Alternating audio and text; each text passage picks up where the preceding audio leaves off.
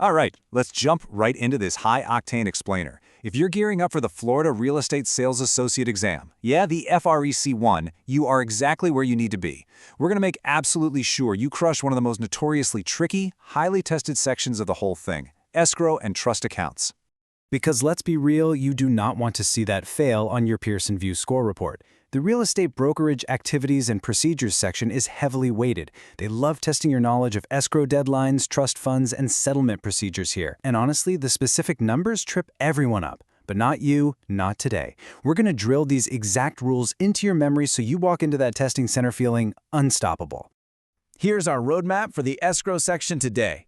We'll hit deposit deadlines, commingling limits, conflicting demands, the 4 settlement procedures, and then wrap up with a rapid review quiz. Let's do this. Section 1. Escrow deposit deadlines. The clock is ticking. Okay, let's start with step 1 in an escrow account's life, getting the deposit. The second a buyer hands over an earnest money check, the clock starts ticking. And FREC, they are completely unforgiving if you miss these deadlines. First up, the sales associate rule. When you receive a deposit, the law says you have to deliver it to your broker by the end of the next business day. So, a buyer hands you a check on Monday, you've got until the end of the business day on Tuesday to physically get it to your broker. Which brings us to the broker's rule, aka the most tested deadline on the exam. The broker must deposit those funds immediately. But legally in Florida, immediately actually means no later than the end of the 3rd business day after receiving it. Let's map it out. Check handed over Monday.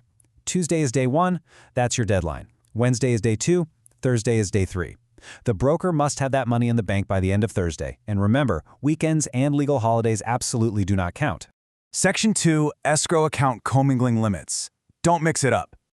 So, generally speaking, mixing personal funds with trust funds is a huge violation. It's called commingling.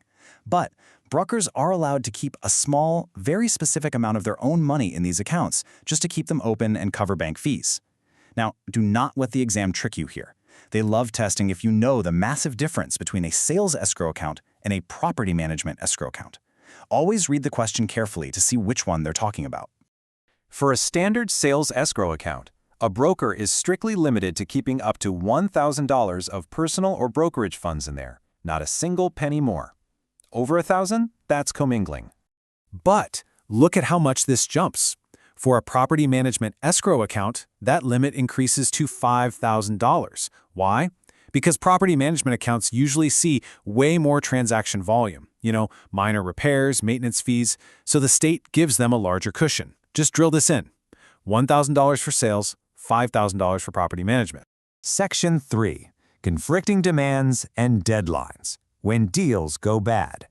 All right, the money is safely in the account, but what if the deal falls apart and both the buyer and the seller demand that exact same escrow deposit?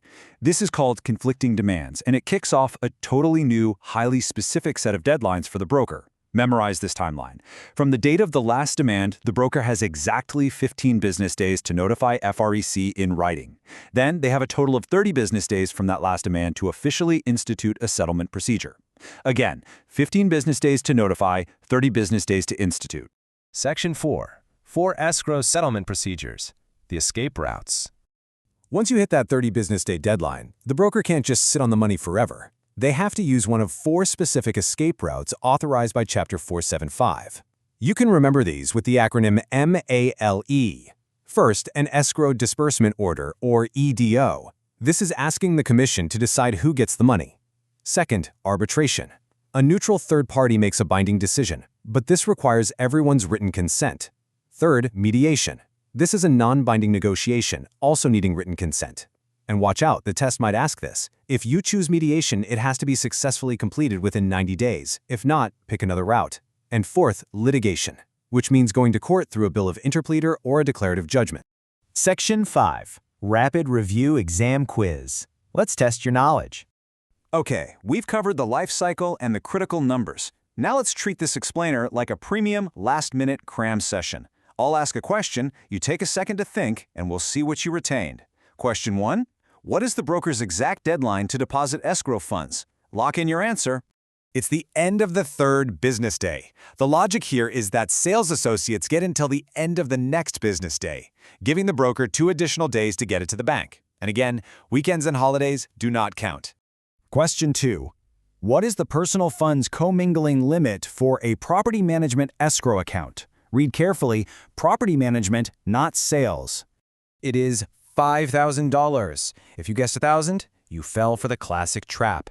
Standard sales accounts are capped at 1,000, but property management jumps right up to $5,000. Question 3. How many days does a broker have to notify FREC when conflicting demands are made on a deposit? 15 business days. They get 15 business days to notify FREC in writing. And remember, 30 business days total to actually institute the settlement procedure. Final question. What are the 4 authorized settlement procedures a broker must use for an unresolved dispute? Think of that acronym MALE. They are an escrow disbursement order, arbitration, mediation, and litigation. Knowing these 4 names is absolutely non-negotiable for passing. If you take just one thing away from this explainer, let it be this. You must look for the words business days on every single escrow question. The exam writers will try to trick you with options like 3 days, 3 calendar days, and 3 business days. Do not rush. Read the full option and pick the one that explicitly says business days. Now that you know the timeline, the rules, and the exact tricks they use, are you really going to let a technicality over a calendar day versus a business day cost you your Florida real estate license? No way. But escrow is just one chapter. What other hidden traps are lurking in the obscure corners of the FREC I exam? Keep reviewing the material, drill those numbers, and join us next time to uncover the rest. Thanks for tuning in to this explainer.